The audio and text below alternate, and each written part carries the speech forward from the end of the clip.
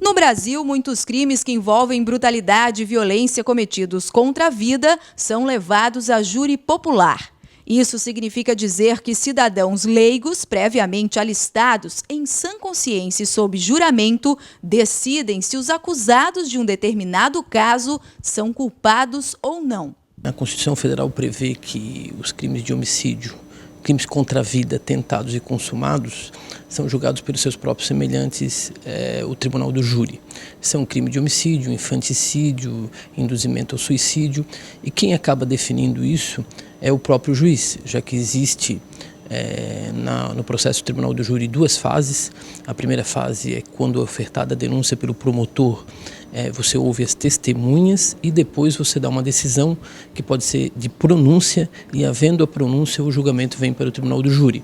Ainda de acordo com as leis do país, todos os membros que comprovarem idoneidade moral podem julgar os semelhantes. Durante a sessão do júri, os jurados sorteados julgam de fato. Havendo essa decisão de pronúncia que determina a submissão do julgamento ao júri, há a própria sessão do júri. E nessa sessão do júri, você chama 25 jurados, tá, dos quais ao menos 15 devem estar presentes.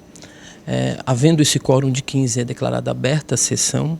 Tanto o promotor que faz a acusação, o promotor de justiça, como o defensor podem recusar no sorteio dos 7 jurados até 3, e você seleciona daí daqueles que compareceram, 25 ou 15 no mínimo, os 7 jurados que farão parte do conselho naquelas datas. É feita toda a instrução novamente das testemunhas arroladas, são ouvidas testemunhas e interrogado o réu, depois se dá a palavra ao Ministério Público, para a acusação, a defesa, pode haver réplica pelo Ministério Público e tréplica, e depois se faz a sessão de votação, onde são apresentados os quesitos, tecnicamente se chama quesitos, mas são perguntas objetivas aos jurados que respondem sim ou não, e o que determina a condenação ou a absolvição.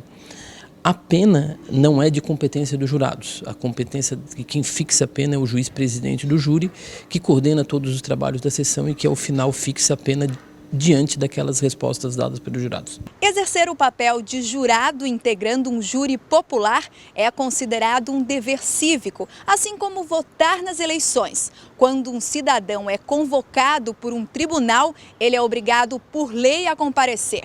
Muitos cidadãos são indicados, mas eles também podem se inscrever voluntariamente para essa função. Na comarca da capital nós temos alistados 2.500 jurados. Salvo engano, 1.200 são jurados voluntários numa campanha que o Tribunal de Justiça fez e chamou as pessoas que têm vontade de participar dessa condição de jurado e preenche os requisitos previstos em lei. A gente percebe que há uma grande procura por estudantes, procura por pessoas aposentadas, e depois o restante é feito de acordo com a lei determina, que são ofícios a entidades públicas, a empresas que remetem o nome de servidores para participar. Mesmo sem embasamento teórico e conhecimento prévio da causa, os jurados compõem o júri popular e assumem a responsabilidade de decidir a sentença do réu. Então a ideia é que fosse um julgamento mais democrático, mais justo. Na prática, se percebe bastante injustiça ocorrendo no tribunal do júri. Como são pessoas leigas, analisando processos que tramitam durante anos, com muitas provas, muitos elementos que são apresentados com muita precisão pelo promotor de justiça, por quem atua na defesa, mas ainda em pouco tempo, são pessoas que julgam sem técnica, sem conhecimento jurídico, e muitas vezes o resultado acaba sendo prejudicado. A gente percebe também que os próprios jurados, que se tinha como objetivo que fossem pessoas iguais àqueles que estão sendo acusados, são muito diferentes daqueles que em regra sentam ali no banco do réu, né?